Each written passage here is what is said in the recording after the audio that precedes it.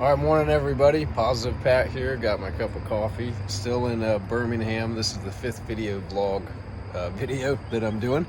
So I'm going to be talking a little bit today about my career history and just letting everybody know the where I came from with my career, where I'm at now. And again, a lot of these videos are really for me. I don't care too much if they gain traction. It really is for me to grow myself in a different way, so I can go back and visually see what I was saying, what I look like, mannerisms, study my own facial expressions, a lot of things that will help me in this current sales role, and hopefully a lot of other endeavors too.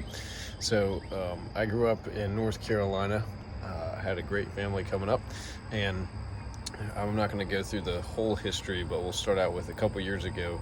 I made a huge strive to be a full-time musician for really probably 6-7 years, just constantly grinding, doing church gigs. I was working at a drum manufacturing plant. I was doing lessons. I was doing weekend tours. I did one tour that was like 6 weeks. I did shorter ones with other bands. So anything I could do to try and generate cash and pay the cell phone bill at this gig, pay whatever bill with this other gig money.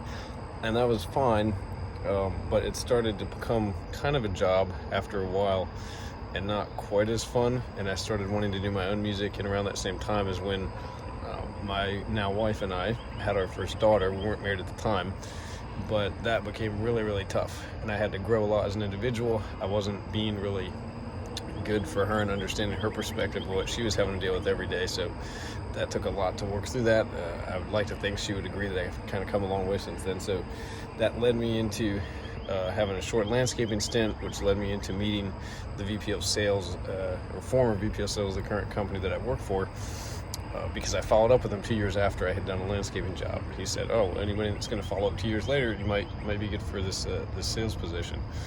And so anyways, that's how I got into this role that I'm currently in, and it's a great position. I don't want to do this exact position forever, but it is a great income, great cash springboard to be able to do a lot of other things.